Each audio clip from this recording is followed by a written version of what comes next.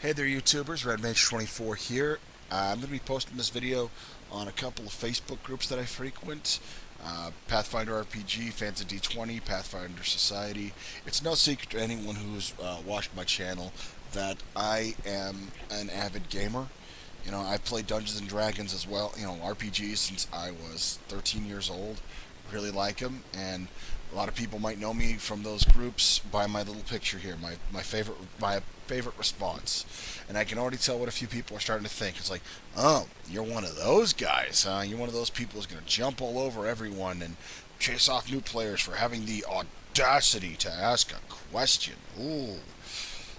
I wanted to take some time to explain myself, share my point of view, why I feel the need to do what I do. And yes, I am aware of the fact that I don't have to answer questions or anything like that. I don't have to do that if I don't want to. If something bothers me, I could just scroll past it, and most of the time I do. But those times that I don't, I thought a little clarity, little insight into someone who does this and why they do this. I just want to state for one thing, I don't think the people who dislike what I do are wrong. Or I don't. They are entitled to their opinion, and they have their way of doing things, and that's cool. I have my way of doing things. Uh, I want to be as respectful as humanly possible. Anyway, the two things that really kind of bug me, and is the or I'm going to classify them as two types of, two particular questions. Okay, they fall into two categories. First one is look this up for me. The other one is build this for me. Okay, look this up for me. It's very simple. They're asking some sort of simple question, probably to the veteran gamer that seems really, really simple and easy, but it may not be. But the idea is, the person answering the question is going to have to look up something on behalf of the person asking the question. Okay, I remember a while back on the Pathfinder RPG group, someone posted a question asking about how to calculate cleric saving throw DCs. And this was my response, my little picture here. I'm going to admit it right now, right off the top of my head, that right off the top of my head, I didn't know. I didn't have the answer, but I knew where to find it. I opened up my book and I started reading. Within 2 minutes, I had it. Now, I don't expect everyone to be able to do that or, to retain, to have the knowledge or anything. But the thing they don't like, I'm okay with people asking me good questions. I can tolerate bad questions. I have a limited amount of patience for stupid questions, but the one that bugs me the most are lazy questions. You know, it's like I said, person, you have the right to pursue knowledge however you want to pursue it, I suppose, but it's like you clearly, if you're posting a question on this group like that, you've clearly got an internet connection of some sort. Why couldn't you just Google it? I mean, that's what Google is for. That's what the system reference documents that are online are for. That's what your player's handbook is for. I'm not, if you don't understand something or you're not quite sure, okay, yeah, ask. But when it's something really, really simple, you know, a little self-reliance. That's all I'm asking for from people. It's just, and this whole thing with the cleric saving throw DCs. I mean, this post, it was just a firestorm there for a little while. It was a hot topic. It was a lot of mudslinging on both sides, and that's cool. Anyway, the thing is, I'm not saying I expect everyone to understand it all or get it all, and I'm not jumping on anyone for, not knowing this, but it's like, if I could find it that easily, I'm not the smartest guy in the world. I'm sure other people could find it just as quickly.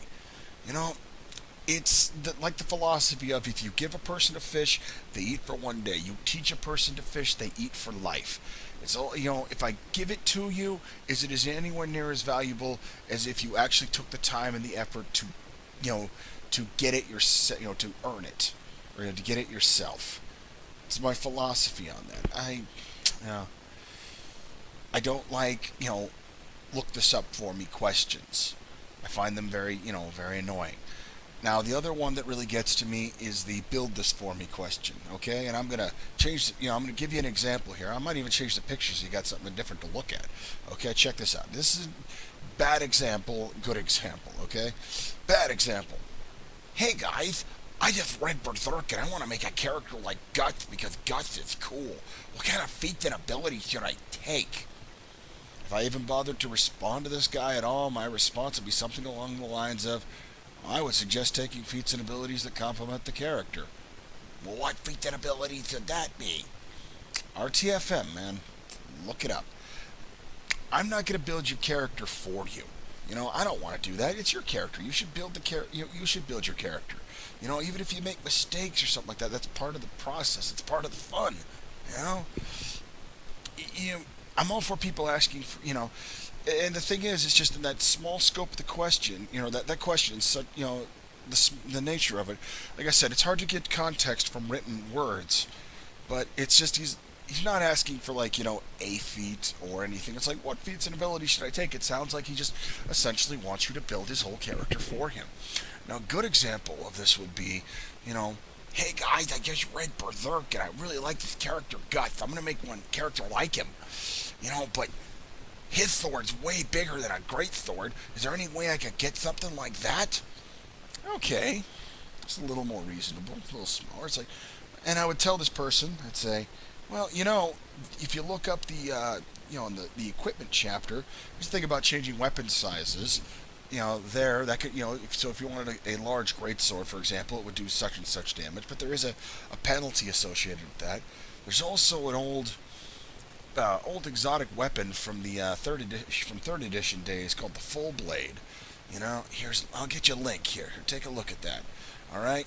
It costs an exotic weapon proficiency, but there's no penalty to do that. Ask your GM, see if they'll let you do that. Then you have a character like you have a guy who swings a sword like Guts.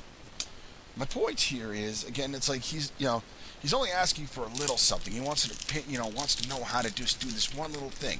Otherwise, it seems like he's pretty clearly got an idea of what he's after. Again, self-reliance. And I want to, I'm going to say it. I don't, maybe I do come off as a little off-putting. Maybe it is a little mean, but I think, I think that the people are always willing to help and always have all that infinite well of patience and want to answer every question. I think you guys are great. I really mean that. I think we need people like you who are always willing to help, but we need people like me. Like me, the way I see it is like I'm not being a jerk. I'm just trying to nudge someone towards a little self-reliance. Not total self-reliance. I don't want them to know the entire book inside and out, but just the basic stuff. I think we need people like you guys who want to help all the time. We need people like me too. It takes all kinds, is what they say. Anyway, that's just my thoughts on the matter. I hope it brings a few things to light. Maybe there are other people like me who share my thoughts on this side of the fence. This is Red Mage 24 signing off. Thank you for your time.